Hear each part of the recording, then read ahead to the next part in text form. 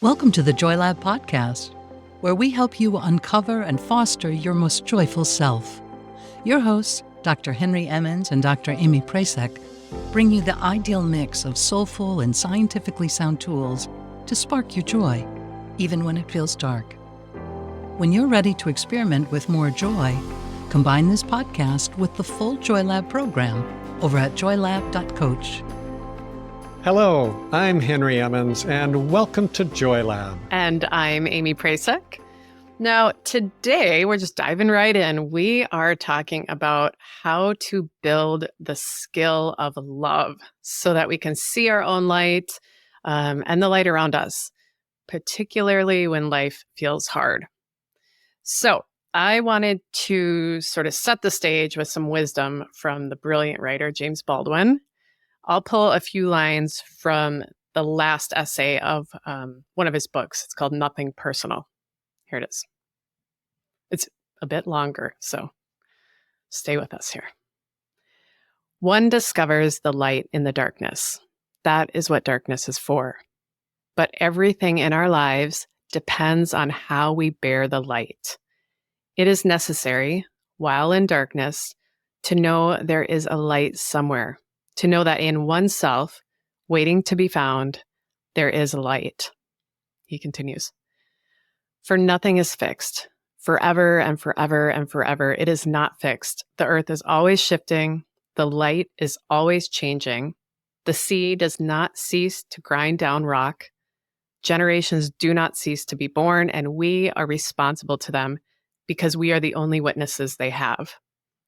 The sea rises, the light fails. Lovers cling to each other and children cling to us. The moment we cease to hold each other, the moment we break faith with one another, the sea engulfs us and the light goes out. So as I read this, I think the most powerful pieces in here about love have to do with these two essential sort of human needs, that we must offer ourselves love so that we can see our own light. And then also, if we want to keep that light alive, we must hold each other up. We must love each other as well. So, Henry, what catches your attention from these passages? Wow. I know. That is a very powerful piece. Yeah. You know, I have a couple of other things I want to comment on, but that last line is just very powerful. The moment we cease to hold each other, the moment we break faith with one another, the sea engulfs us and the light goes out. That is just such a powerful statement for our times. And I think that's all I'm going to say about that right now. But so the other thing that jumped out at me is the very first line. One discovers the light in the darkness. I like it because I think it gives a context for the dark times that we all go through at some point in our lives, for sure. And I think it reminds me that something good can come from that. Now, I do not believe that we need to suffer in order to grow. Yeah. I don't buy into that, but I do know that we are all going to suffer from time to time, and that growth can come from it. I mean, I believe that growth can come from anything, whether we consider it positive or negative. So we might as well do our best to make use of it.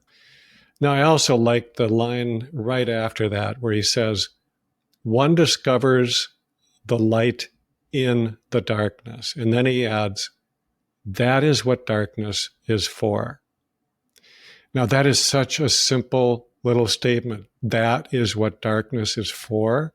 It's almost like you just tacked it on, kind of. But I think it's really clever because it means to me that that's all that darkness is for. It's nothing more than that. And I like that because I think that sometimes we give too much meaning to the dark stuff. We spend too much energy on it, trying to figure it out. How did it happen? What does it mean? What should I do about it? And we can just get stuck. We can get mired in that search. And Baldwin seems to be saying, it doesn't mean anything. It's just there in order for us to see the light. So don't dwell on it. Don't get stuck in it. Just touch it lightly. You do need to touch it. You do need to acknowledge it. But touch it lightly, learn what you can from it, and then move on. Yeah, I love that. What an invitation. Maybe a tangent, but based on your insight there, Henry, maybe an episode for another day. But I am thinking of the supposed Socrates line he shares as he's facing exile or death. He chooses death, right? Which was, an unexamined life is a life not worth living, or something to that effect.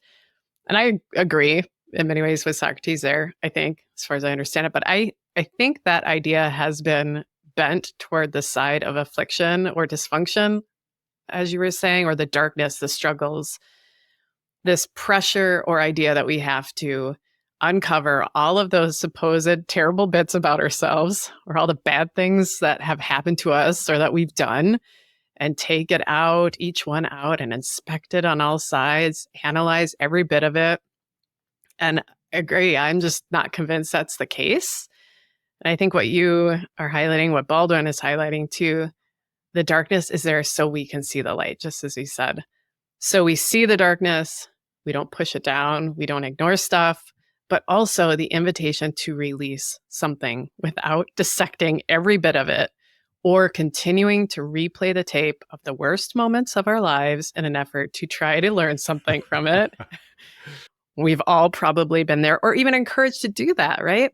So there's this invitation, I think, to just see it, as you said, and then see what else it may show a contrast with, to see what shines in those dark moments, to give attention to that too, or even more so at times because they are illuminated. And I think it is at odds oftentimes with how we approach mental health. Not here at Joy Lab, I'd like to say, but often in this culture, that can be sort of that pervasive message of mental health.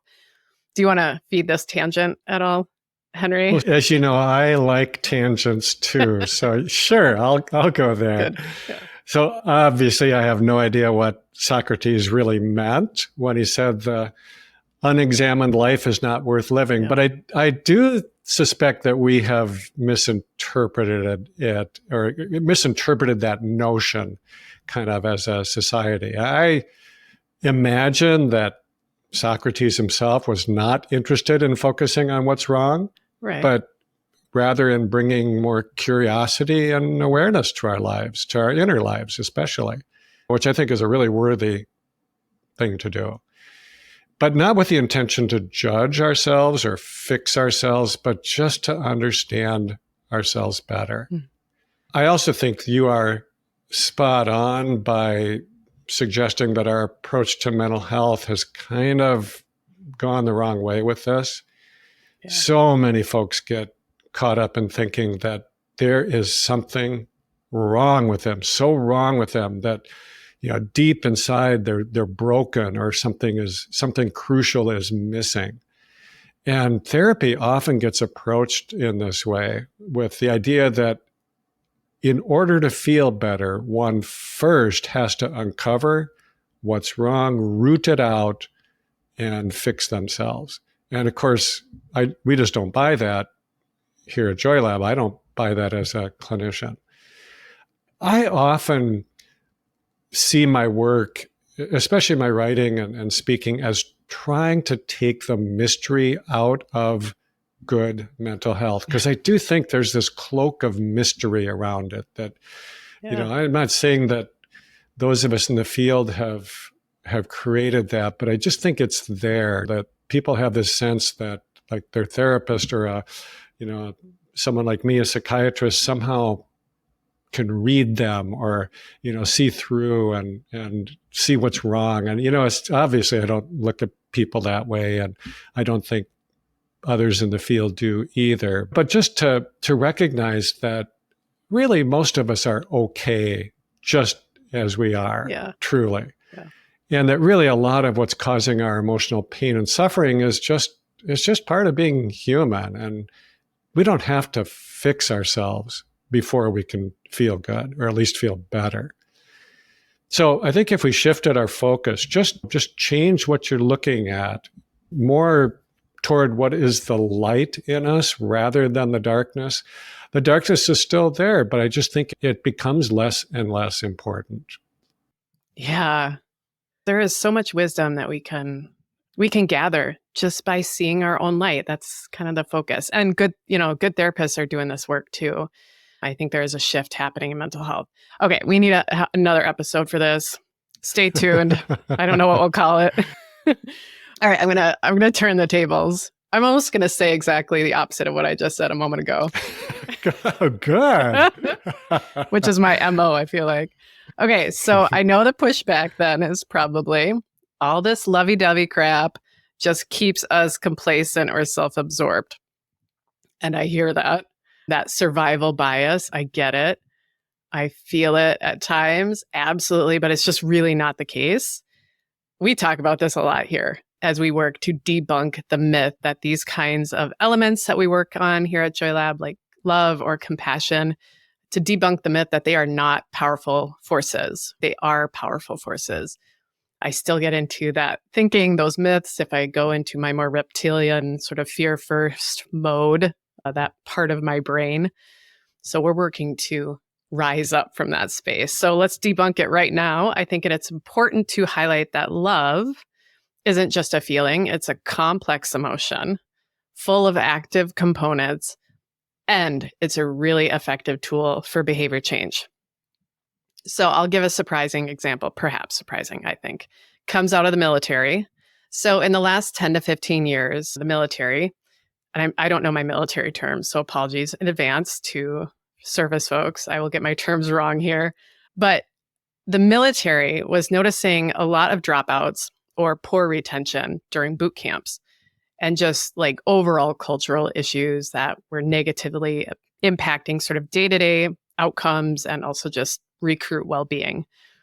So a strategy toward improving these outcomes was for drill sergeants to not be jerks, right? Just lighten up that image. So they shifted toward more of a counselor and trusted kind of leader role versus that past model of abuser, really the usual yelling, punishing depiction that we'd see in movies and such. And as a result of this more gentle approach, recruit outcomes improved.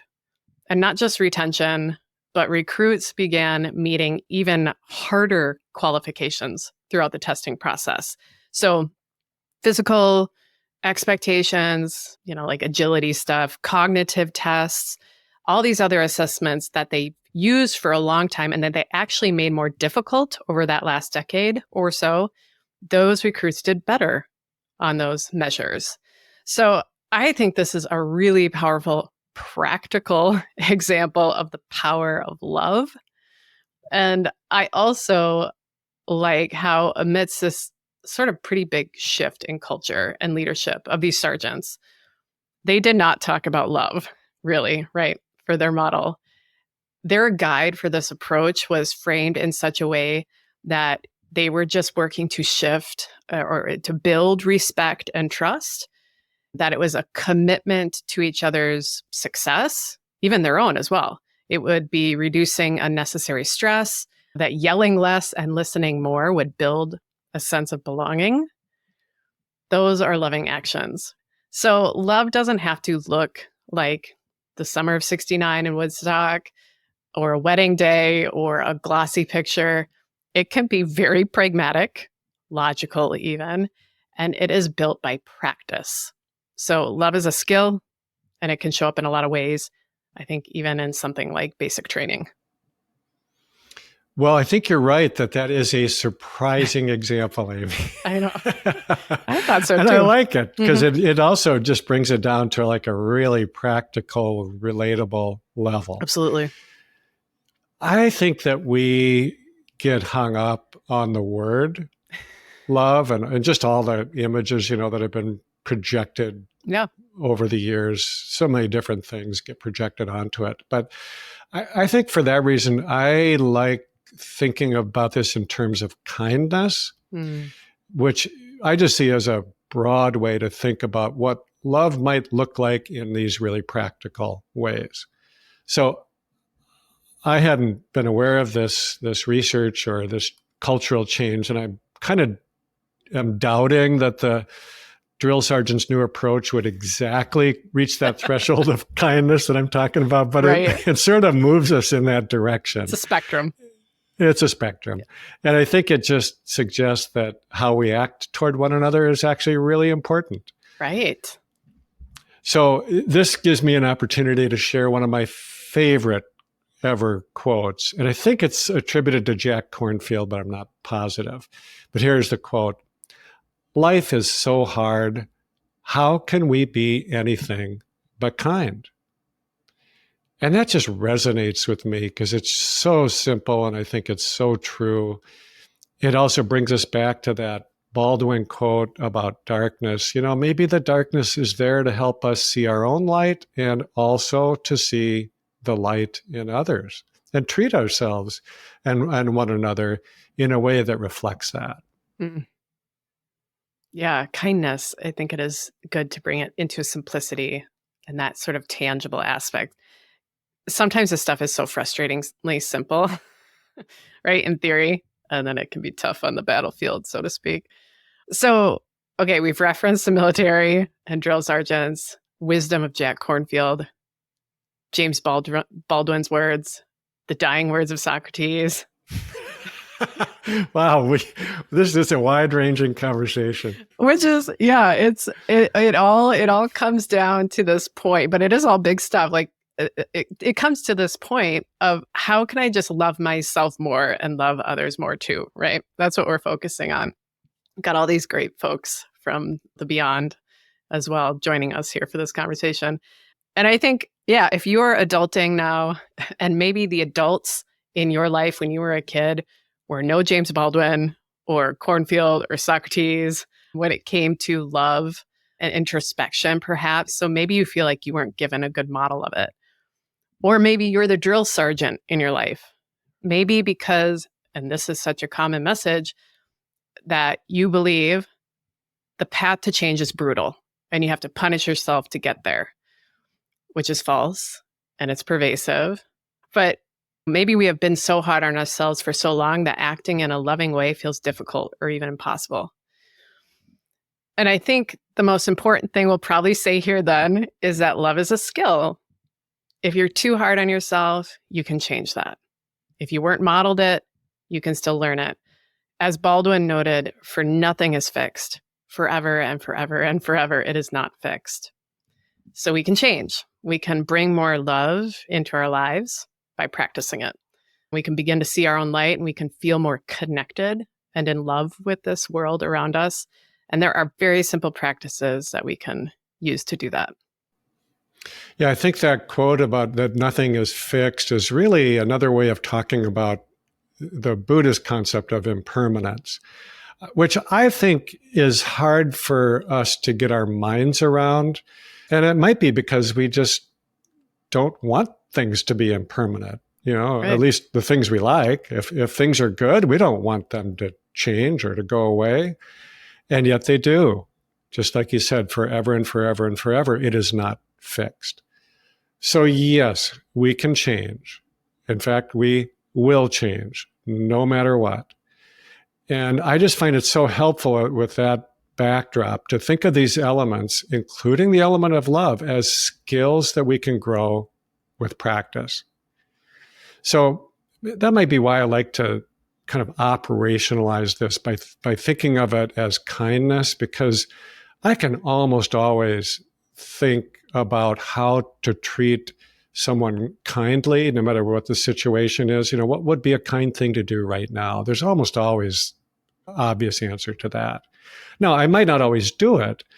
You know, that's the practice, right? We don't have to be perfect right out of the gate. We don't have to be Olympic level kindness experts, but it's important. Of course, it should be. And we know that if we just keep working out our kindness muscles, our loving muscles, they're going to get stronger. Just like if we were lifting weights, those muscles are going to get stronger if we just stick with it and keep practicing. Yes, I love it. We'll start small You don't need to squat 1,000 pounds on your first day and give yourself a bloody nose. So let's do some reps first. Let's do that by leaning on Baldwin's quote to help guide us. So Baldwin's our spotter today. Here's the part we can focus on. This passage again. One discovers the light in the darkness. That is what darkness is for. But everything in our lives depends on how we bear the light. It is necessary while in darkness to know that there is a light somewhere, to know that in oneself, waiting to be found, there is a light. So there's a practice in couples counseling and in behavior change research called spotlighting the right.